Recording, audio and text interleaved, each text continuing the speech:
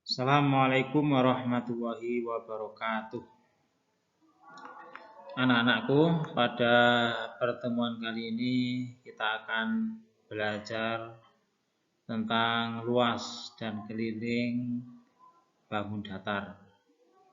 Yang akan kita pelajari adalah ada persegi, kemudian persegi panjang, jajar genjang, belah ketupat, layang-layang, trapesium, dan segitiga.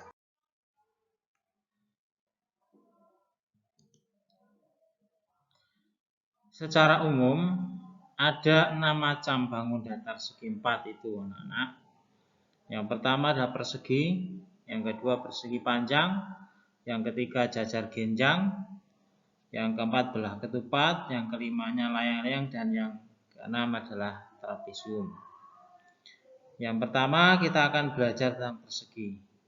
Persegi ini merupakan persegi panjang, hampir sama juga dengan persegi panjang, yang mempunyai sisinya yang sama panjang. Perhatikan pada persegi KLMN.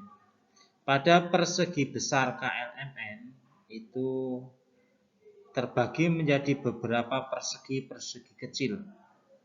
Satu persegi KLMN yang besar ini ada 1, 2, 3, 4, 5, 6, 7, 8, 9, 10, 11, 12, 13, 14, 15, 16 persegi kecil.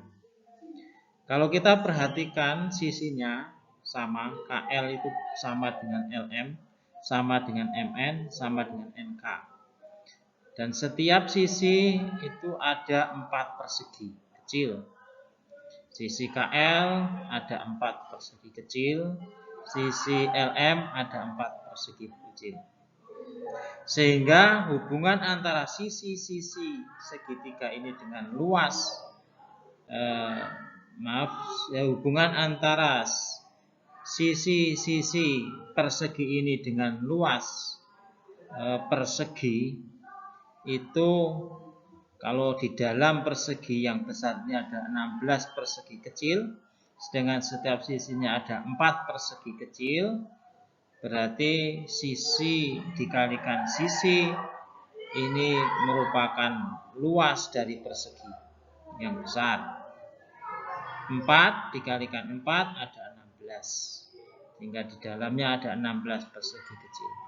Sehingga luas dari persegi itu bisa kita simpulkan bahwa sisi dikalikan sisi. Sedangkan keliling, anakku, keliling karena sisi-sisinya ini panjangnya sama dan ada 4 sisi, maka keliling dari persegi adalah 4 kali sisi. Yang kedua, kita akan belajar tentang persegi panjang. Persegi panjang merupakan jajar genjang, nanti sama dengan jajar genjang. Namun perbedaannya adalah salah satu sudutnya dari persegi panjang adalah merupakan sudut siku-siku. Ini kita ketahui dari sifat-sifat persegi panjang yang telah kita pelajari kemarin. Perhatikan persegi panjang ABCD. Keliling dan luas dari persegi panjang, karena kelilingnya itu adalah AB sama dengan CD dan BC sama dengan AD, maka keliling dari persegi panjang ini adalah 2 panjang ditambah dengan 2 lebar, atau 2 dikalikan panjang tambah lebar. Sedangkan luas dari persegi panjang ini sama dengan kita mencari luas persegi. Namun di sini sisinya yang panjangnya enggak sama, sehingga luas dari persegi panjang adalah panjang dikalikan dengan lebar. Kita lanjutkan dengan jajar genjang. Jajar genjang adalah bangun segi 4 yang sepasang-sepasang sisinya sejajar. Perhatikan, KL sejajar dengan MM, LM sejajar dengan KN. Sehingga keliling dari jajar genjang ini adalah KL ditambah dengan LM ditambah MN ditambah dengan KN. Atau bisa kita sederhanakan karena KL panjangnya sama dengan NM, LM itu panjangnya sama dengan KN, sehingga menjadi 2 kali KL ditambah LM. Atau 2 dikalikan dalam kurung KL ditambah dengan LM. Sedangkan luas dari jajar genjang itu adalah alas dikalikan tinggi. Tingginya jajar genjang adalah DE, karena dari sudut D kita tarik lurus ke titik A, sehingga DE ini tegak lurus dengan sisi AB. Maka luas dari jajar genjang adalah alas, yaitu AB, dikalikan tinggi jajar genjang, yaitu DE. Kita lanjutkan anak-anak. Kita akan mencari atau menemukan keliling dan luas belah ketupat. Yang mana kita ketahui bahwa belah ketupat adalah merupakan jajaran atau jajar genjang yang 2 sisi yang berdekatan sama panjang. Jika belah ketupat mempunyai panjang sisi, saya beri nama sisi S, maka keliling belah ketupat ini adalah AB ditambah dengan BC ditambah dengan CD tambah DA. Kalau AB ini saya ganti S, BC-nya sama S, CD-nya juga S, DA-nya S, maka kelilingnya adalah S ditambah S ditambah S ditambah S. Atau bisa kita sederhanakan, keliling dari belah ketupat adalah 4S atau 4 sisi. Luas belah ketupat dengan mempunyai diagonal. Diagonal 1 adalah BD, ini diagonal 1, dan AC ini diagonal 2. Maka luas dari belah ketupat ini setengah kalikan diagonal 1 dikalikan dengan diagonal 2. Kita akan melanjutkan layang-layang anak-anak. Kita ketahui bahwa layang-layang adalah segi 4 yang dibentuk dari gabungan 2 buah segitiga sama kaki yang alasnya berhimpit. Segitiga sama kaki itu adalah segitiga ACD berhimpit dengan segitiga yang satunya, yaitu segitiga ABC. Alasnya adalah AC berhimpit. Keliling dan luas layang-layang. Keliling luas layang-layang ini adalah AB ditambah dengan BC tambah dengan CD tambah dengan DA. Kalau AB-nya saya ganti X, kemudian BC-nya ini adalah X, karena AB ini panjangnya sama dengan BC. Kemudian CD ini saya ganti dengan Z, DA ini sama dengan Z, karena CD panjangnya sama dengan DA. Maka keliling dari layang-layang ini adalah X ditambah X ditambah Z tambah Z. Atau kelilingnya adalah 2X tambah 2Z. Atau bisa kita ringkas, keliling layang-layang adalah 2 kali dalam kurung X ditambah Z. Luas layang-layang ABCD merupakan luas segitiga ABC ditambah dengan luas segitiga ADC, karena ini merupakan gabungan 2 segitiga yang alasnya berhimpit. Luas segitiga ABC adalah setengah kali AC kali OB. Kemudian luas dari segitiga ADC adalah setengah kali AC kali OD.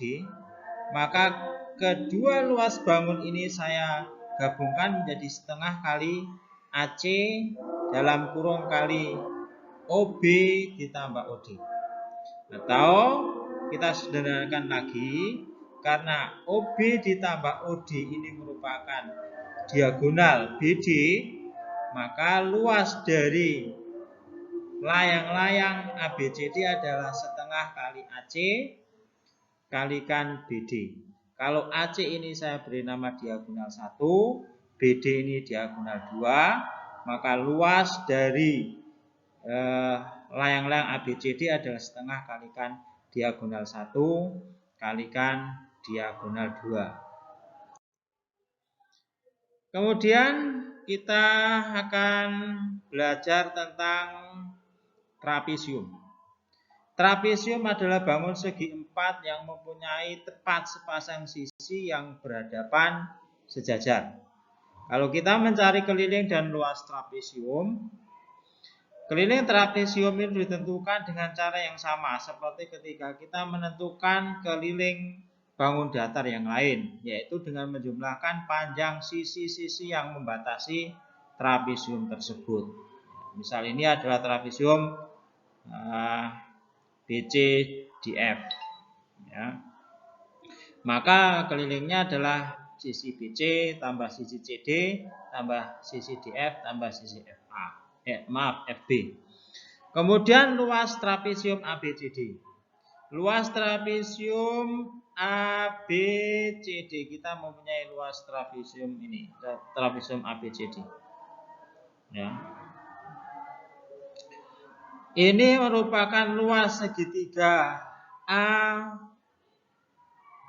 B, D ditambah dengan luas segitiga B, C, D. Jadi kita harus bisa membuat sedemikian rupa gambar ini menjadi dua gambar yang bisa kita gabungkan, yaitu dua segitiga, segitiga BDA atau ABD dengan segitiga BCD. Di mana tinggi dari segitiga ABD ini merupakan tinggi dari segi trapesium, yaitu FB, dan segitiga BCD ini merupakan sebuah segitiga yang tingginya adalah ED atau DE. ED tingginya sama panjangnya dengan FB. Sehingga luas segitiga ABD itu adalah setengah kalikan alas AD kalikan tinggi FB. Ditambah dengan luas segitiga BCD yaitu setengah kali BC kalikan DE. Sehingga kita peroleh sama dengan setengah kali AD kali T ditambah dengan setengah kali BC kali T. Sehingga kita bisa memperoleh bahwa luas trapesium adalah setengah kalikan tinggi kali dalam kurung AD ditambah dengan BC. Selanjutnya kita akan mengetahui luas segitiga. Ini sudah kita pelajari kemarin tentang segitiga, pertemuan kemarin, bahwa segitiga adalah bangun datar yang dibatasi oleh 3 buah sisi yang mempunyai 3 buah titik sudut. Keliling dan luas segitiga, keliling segitiga ABC adalah AB ditambah BC tambah C. Kalau AB ini saya beri nama sisi C, BC-nya adalah A, CA-nya adalah B, maka keliling segitiga adalah A tambah B tambah C. Secara umum luas segitiga dengan panjang alas saya beri nama A dan tingginya T, kita sudah mengetahuinya kemarin cara menemukan rumus ini, bahwa luasnya adalah setengah kalikan alas kalikan tinggi. Demikian anak-anak, kita telah belajar tentang luas bangun datar, baik itu segi 4 maupun segi 3. Semoga bermanfaat dan jangan lupa untuk selalu berdoa sebelum kita belajar. Terima kasih. Assalamualaikum warahmatullahi wabarakatuh.